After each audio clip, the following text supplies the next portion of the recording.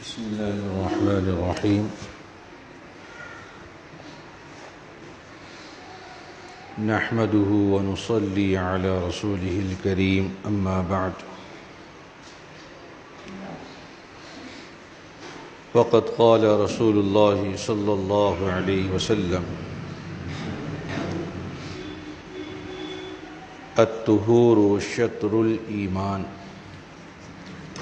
او كما قال علیہ الصلاۃ والسلام.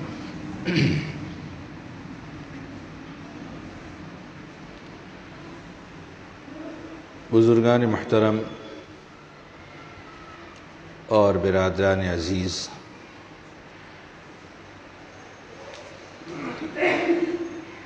شریعت مطہرہ میں پاکی کی بڑی اہمیت ہے. پاک و صاف رہنے کی تاکید کی گئی ہے. حضور پاک صلی اللہ علیہ وسلم نے ارشاد فرمایا ہے کہ پاکی آدھا ایمان ہے. قرآن کریم میں اللہ تبارک و تعالی نے قباء کے ان باشندوں کی تعریف کی ہے جو صفائی پسند تھے. اللہ تعالیٰ نے ارشاد فرمایا کہ فیہ رجال یحبون ان یتطہروا واللہ یحب المطہرین. قباء میں ایسے لوگ رہتے ہیں جو پاک و صاف رہنے کو پسند کرتے ہیں، اور اللہ تبارک و تعالی ایسے پاک صاف رہنے والوں کو پسند فرماتا ہے. یہ آیت کریمہ قرآن کریم میں نازل ہوئی تو حضور پاک صلی اللہ علیہ وسلم نے قباء کے باشندوں سے پوچھا کہ تمہارا ایسا کون سا عمل ہے جس کی وجہ سے اللہ تبارک و تعالی نے تمہاری تعریف کی ہے؟ تو قباء کے باشندوں نے کہا کہ ہم ڈھیلے سے استنجا کرنے کے بعد پانی کا بھی استعمال کرتے ہیں، یعنی خوب صفائی کا اہتمام کرتے ہیں. حضور پاک صلی اللہ علیہ وسلم نے ارشاد فرمایا کہ اسی بات پر اللہ تبارک و تعالی نے تمہاری تعریف کی ہے.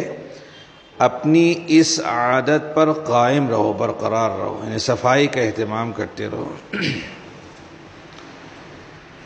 ناپاکی سے بچنے اور ناپاکی سے دور رہنے کی شریعت کے اندر یہ تاکید ہے. حضور پاک صلی اللہ علیہ وسلم کا 2 قبروں پر سے گزر ہوا تو آپ صلی اللہ علیہ وسلم نے ارشاد فرمایا کہ ان دونوں قبر والوں کو عذاب ہو رہا ہے، اور اس گناہ کی وجہ سے عذاب نہیں ہو رہا ہے جس کو تم بڑا سمجھتے ہو. ایک کو عذاب ہو رہا ہے اس لیے کہ وہ پیشاب کے چھینٹوں سے بچتا نہیں تھا، اور دوسرے کو عذاب ہو رہا ہے اس لیے کہ وہ چغل خوری کرتا تھا. پیشاب کے چھینٹوں سے بچنے کا کوئی زیادہ اہتمام نہیں ہوتا. حضور پاک صلی اللہ علیہ وسلم کے ارشاد کا مقصد یہ ہے کہ اس سے بچنا چاہیے.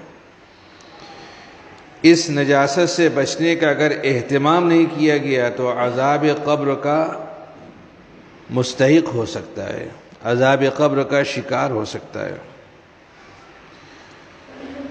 نماز جیسی اہم عبادت کی صحت پاکی اور طہارت کے اوپر موقوف ہے.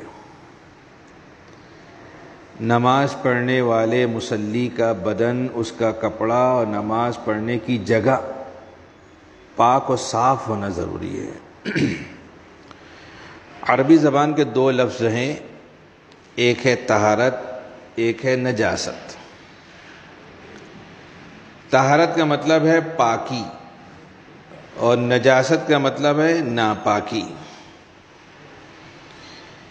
ایک اور لفظ اس باب میں بولا جاتا ہے، استعمال کیا جاتا ہے، وہ لفظ حدث. حدث کا مطلب یہ ہے ناپاکی۔ ناپاکی کی دو قسمیں ہیں، ایک ہے حکمی ناپاکی اور ایک ہے حقیقی ناپاکی۔ پھر ان دونوں ناپاکیوں کی دو قسمیں ہیں۔ حکمی ناپاکی کی دو قسمیں ہیں، ایک کو کہتے ہیں حدث اصغر یعنی چھوٹی ناپاکی، ایک کو کہتے ہیں حدث اکبر یعنی بڑی ناپاکی۔ اور جو حقیقی ناپاکی ہے اس کی بھی دو قسمیں ہیں، ایک کو کہتے ہیں نجاست غلیظہ اور ایک کو کہتے ہیں نجاست خفیفہ۔ نجاست غلیظہ یعنی وہ ناپاکی جس کا حکم ذرا سخت ہے، اور نجاست خفیفہ یعنی وہ ناپاکی جس کا حکم ذرا ہلکا ہے۔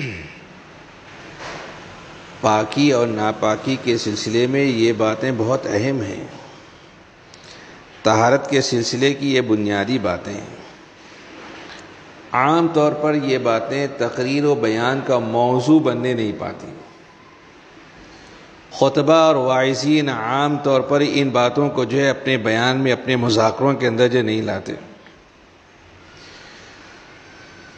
اس کی پوری حقیقت کو سمجھنا ضروری ہے۔ بنیادی طور پر ناپاکی کی دو قسمیں ہیں، ایک ہے حکمی ناپاکی اور ایک ہے حقیقی ناپاکی۔ حکمی ناپاکی یعنی وہ ناپاکی جو آنکھوں سے دکھائی نہیں دیتی، نظر نہیں آتی، اس کا نجس اور ناپاک ہونا شریعت کے حکم سے ہم کو معلوم ہوا ہے۔ جیسے پیشاب پاخانے سے فارغ ہو کر کے آنا،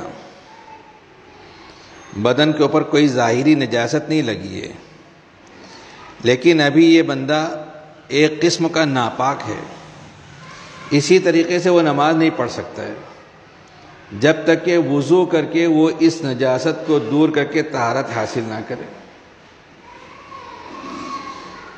کسی کو سونے میں احتلام ہو گیا، ناپاکی اس نے دھو ڈالی، لیکن ابھی وہ نماز نہیں پڑھ سکتا، کوئی ظاہری نجاست جسم کے اوپر، کپڑے کے اوپر لگی بھی نہیں ہے، لیکن جب تک کہ وہ غسل کر کے پاکی حاصل نہیں کر لے گا اس وقت تک کہ نماز نہیں پڑھ سکتا۔ اس کو کہتے ہیں حکمی نجاست، یعنی وہ ناپاکی جو آنکھ سے دکھائی نہیں دیتی، اس کا ناپاک ہونا ہم کو شریعت کے حکم کے ذریعے سے معلوم ہوا ہے۔ اس حکمی نجاست کی دو قسمیں ہیں، ایک کو کہتے ہیں حدث اصغر اور ایک کو کہتے ہیں حدث اکبر۔ حدث اصغر یعنی چھوٹی ناپاکی، حدث اکبر یعنی بڑی ناپاکی۔ حدث اصغر ان چیزوں سے لائق ہوتی ہے، پیشاب پاخانہ کرنا، ریح کا خارج ہونا، خون یا پیپ کا جسم سے نکل کر کے بہہ جانا، ٹیکا یا سہارا لگا کر کے سو جانا، نماز میں قہقہہ لگا کر ہنسنا اور منہ بھر کر قے ہونا، ان تمام صورتوں کے اندر حدث اصغر لاحق ہوتی ہے۔ یعنی ان تمام صورتوں کے پیش آنے کے بعد جو ہے وضو کر کے طہارت اور پاکی حاصل کرنا ضروری ہے، اس کے بغیر بندہ نماز پڑھنے کے قابل نہیں ہو سکتا۔ حدث اصغر کا حکم یہ ہے کہ اگر یہ ناپاکی لاحق ہے تو کوئی بندہ نماز نہیں پڑھ سکتا، قرآن کو چھو نہیں سکتا۔ حدث اصغر اگر لاحق ہے تو نماز نہیں پڑھ سکتا، قرآن چھو نہیں سکتا، منہ زبانی قرآن کی تلاوت کر سکتا ہے، مسجد میں آ سکتا ہے، مسجد میں بیٹھ سکتا ہے، لیکن نماز نہیں پڑھ سکتا۔ ایسا لگ رہا ہے کہ آج جماعت بھی آئی ہے یہاں پر۔ جماعت کے احباب جب گشت کرنے کے لیے گلی کوچوں میں جاتے ہیں اور بولتے ہیں کہ مسجد میں ایمان کا مذاکرہ جاری ہے، چلو مسجد میں، تو بہت سارے لوگ یہ عذر کرتے ہیں کہ میں ناپاک ہوں۔ وہ ناپاکی غسل کرنے والی ناپاکی نہیں رہتی، وہ ناپاکی صرف وضو کرنے والی ناپاکی رہتی ہے، اور ناواقفیت کی بنا پر، لا علمی کی بنا پر لوگ ایسا سمجھتے ہیں کہ اس ناپاکی کی بنا پر ہم مسجد میں نہیں جا سکتے۔ کسی نے پیشاب کر لیا، ڈھیلا نہیں لیا، پانی نہیں لیا، تو اپنے آپ کو ایسا سمجھتا ہے کہ میں ناپاک ہوں، جب تک کہ غسل نہیں کر لوں گا اس وقت تک کہ مسجد میں نہیں جا سکتا۔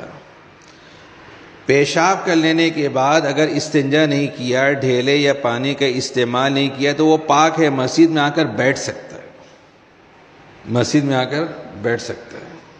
تو ان لوگوں سے پوچھنا چاہیے کہ تم کو کون سی ناپاکی ہے؟ تم استنجا کیے، پانی کا استعمال نہیں کیے، تو تم چلو مسجد کے طہارت خانے میں، پانی کا استعمال کر لو، وضو کر لو، اور مسجد میں جو دین ایمان کا مذاکرہ ہو رہا ہے اس میں چل کر کے بیٹھو۔ اگر ہم بستری کی ہے یا اس کو احتلام ہو گیا ہے تب تو اس کو غسل کرنا پڑے گا۔ تو یہ حدث اصغر کا حکم ہے۔ ایک حدث اکبر ہے، بڑی ناپاکی۔ حدث اکبر ان صورتوں میں لاحق ہوتی ہے: ہم بستری کرنا، سونے میں احتلام ہو جانا، یا عورتوں کو حیض یا نفاس ہونا۔ حدث اکبر کا حکم یہ ہے کہ اگر یہ ناپاکی لاحق ہے تو بندہ قرآن چھو نہیں سکتا، قرآن کی زبانی تلاوت نہیں کر سکتا، مسجد میں آ بھی نہیں سکتا، نماز تو نہیں پڑھ سکتا، مسجد میں آ بھی نہیں سکتا، جب تک کہ غسل نہیں کر لے گا اس وقت تک کہ وہ مسجد میں نہیں آ سکتا۔ چھوٹی ناپاکی زائل ہوتی ہے وضو کرنے سے، بڑی ناپاکی زائل ہوتی ہے غسل کرنے سے۔ ایک ہے نجاست حقیقی ناپاکی۔ حقیقی ناپاکی کی بھی دو قسمیں ہیں، ایک کو کہتے ہیں نجاست غلیظہ اور دوسرے کو کہتے ہیں نجاست خفیفہ۔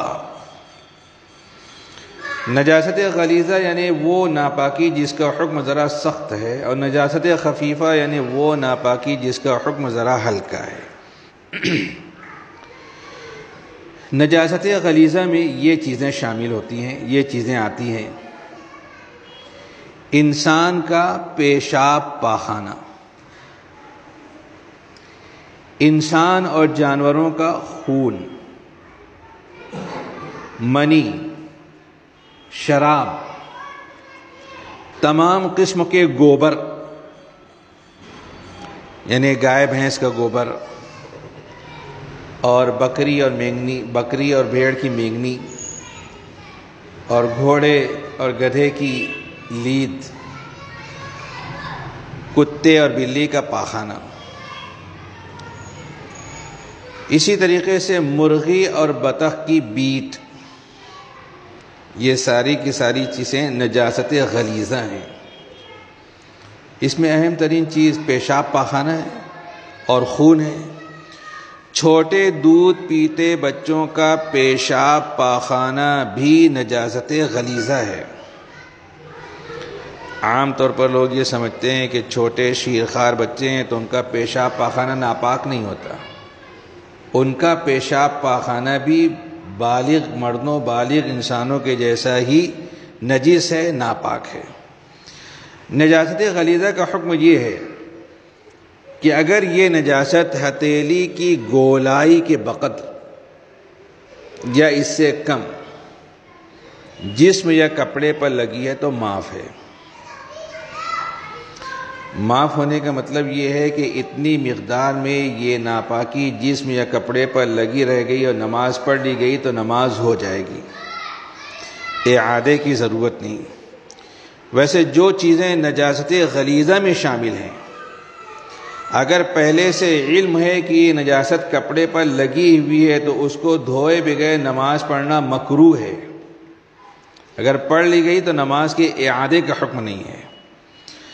ہتھیلی کی گولائی کی مقدار سے زیادہ یہ نجاست غلیظہ جسم یا کپڑے پر لگی ہوئی ہے، اور اگر بغیر دھوئے کسی بندے نے نماز پڑھ لی ہے اور بعد میں اس کو یہ معلوم ہوا کہ یہ نجاست اتنی مقدار میں اس کے جسم یا کپڑے پر لگی ہوئی تھی تو اس کے لیے اعادہ نماز کا حکم رہے گا، یعنی اس ناپاکی کو دھو کر صاف کر کے اثر نو اس کو نماز پڑھنا پڑے گی۔ ہتھیلی کی گولائی کی بقدر یا اس سے کم ہے تو معاف ہے، نماز کی اعادے کی ضرورت نہیں ہے۔ گولائی سے زیادہ مقدار میں اگر لگی ہوئی ہے اور اسی حالت میں نماز پڑھ لی گئی ہے تو بعد میں نماز کا اعادہ کرنا پڑے گا، پاکی اور صفائی حاصل کرنے کے بعد اثر نو نماز پڑھنا پڑے گی۔ نجاست غلیظہ کے اندر خون بھی شامل ہے، انسانوں کا خون بھی ہے اور جانوروں کا خون بھی ہے۔ بقرعید کے موقع پر عام طور پر یہ بات دیکھنے میں آتی ہے کہ جب قربانی کا جانور ذبح کیا جاتا ہے تو جانور کے خون سے لوگ اپنے ہاتھوں اور پیروں کو رنگتے ہیں، اور چھوٹے معصوم بچوں کے چہروں کے اوپر بھی وہ خون ملتے ہیں۔ اس کو لوگ یہ سمجھتے ہیں کہ یہ حصول شفا کا ذریعہ ہے، اس میں شفا ہے۔ یہ نجس ہے، ناپاک ہے۔ ناپاک چیز کے اندر اپنے آپ کو آلودہ کرنا منع ہے، اور کسی نجس اور ناپاک چیز کے اندر کوئی شفا بھی نہیں ہے۔ لہذا بقرعید کے موقع پر جب جانوروں کی قربانی کی جاتی ہے تو اس موقع پر خون سے اپنے آپ کو حتی الامکان بچانا ضروری ہے۔ اور بقرعید کے ایام میں کبھی ایک دو چھینٹے کپڑے کے اوپر جو لگے ہوئے ہوتے ہیں، لوگ نماز پڑھنے کے لیے آتے ہیں تو اس میں اتنی مقدار کا لحاظ کرنا ضروری رہے گا کہ وہ ہتھیلی کی گولائی کی مقدار سے کم ہے یا اس سے زیادہ ہے، پورے کپڑے کا ملا کر۔ اگر اتنی مقدار سے زیادہ ہے تو پھر اس کپڑے کو تبدیل کر کے نماز پڑھنا چاہیے، اور اس سے کم ہے تو نماز پڑھ لینے میں کوئی حرج نہیں ہے، نمازیں ادا ہو جائے گی۔ یہ حکم ہے نجاست غلیظہ کا۔ اور حقیقی نجاست کی دوسری قسم ہے نجاست خفیفہ، یعنی وہ نجاست جس کا حکم ذرا ہلکا ہے۔ نجاست خفیفہ کے اندر یہ چیزیں شامل ہوتی ہیں: معقول اللحم، جانوروں کا پیشاب، یعنی وہ جانور جن کا گوشت کھایا جاتا ہے ان کا پیشاب۔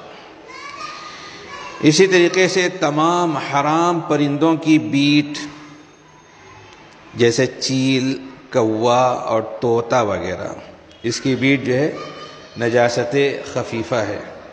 اور نجاست غلیظہ میں بیان کیا مرغی اور بطخ کی بیٹ۔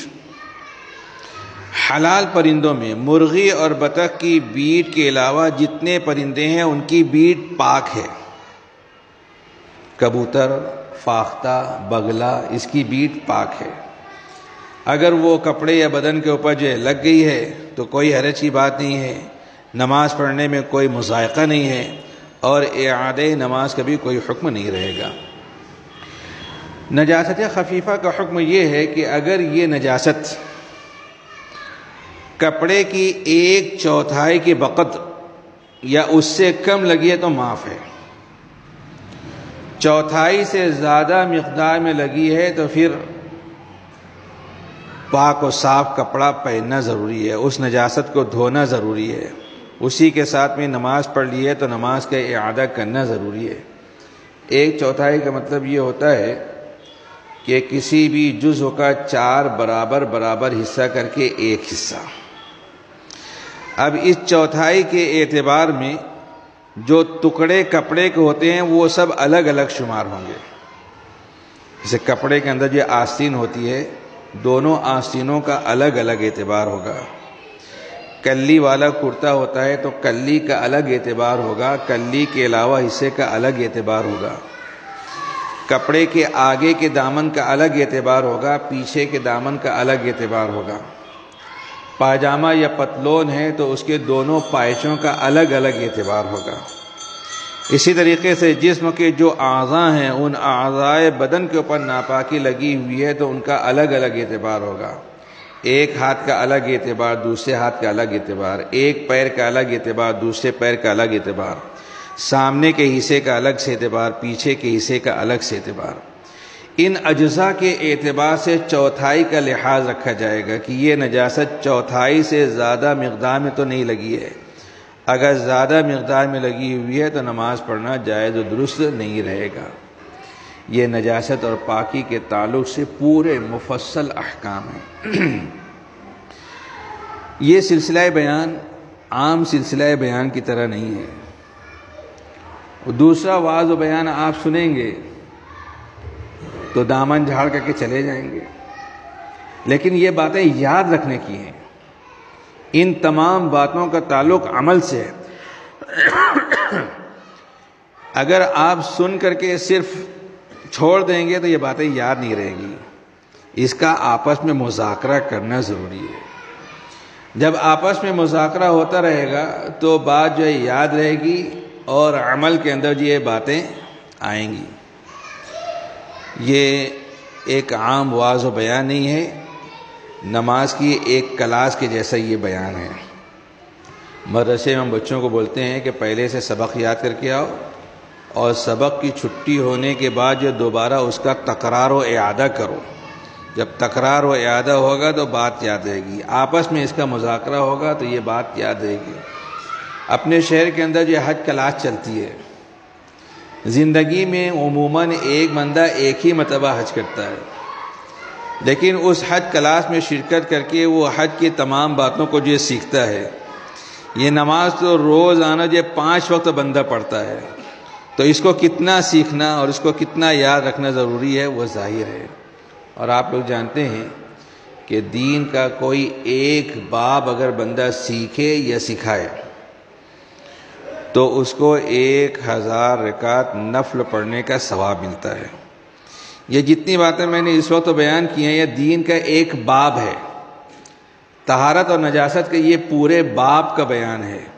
میں نے بیان کیا، آپ حضرات نے سنا، مجھ کو بھی انشاءاللہ 1000 رکعت نفل پڑھنے کا ثواب ملے گا، آپ لوگوں کو بھی 1000 رکعت نفل پڑھنے کا ثواب ملے گا۔ اور جب آپ ان باتوں کا مذاکرہ کریں گے تو اس وقت بھی جو ہے 1000 رکعت نفل پڑھنے کا جو ہے ثواب ملے گا۔ تو یہ باتیں اس وقت میں نے بیان کی، ان باتوں کو جو ہے ذہن میں رکھیے، آپس میں مذاکرہ کیجیے، اور پھر اگر کوئی بات ناقابل فہم ہو، پوچھنے کے لائق ہو، تو آئندہ ہفتہ پھر آؤں گا، اس وقت جو ہے آپ مجھ سے جو پوچھ سکتے ہیں۔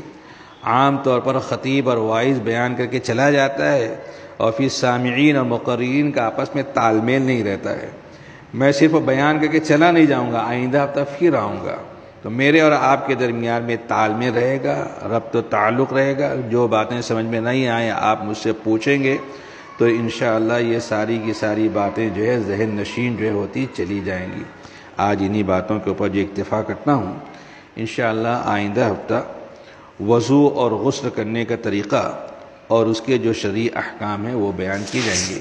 اللہ عز و جل مجھے بھی، آپ تمام حضرات کو بھی ان باتوں کے سمجھنے اور اس پر عمل کرنے کی توفیق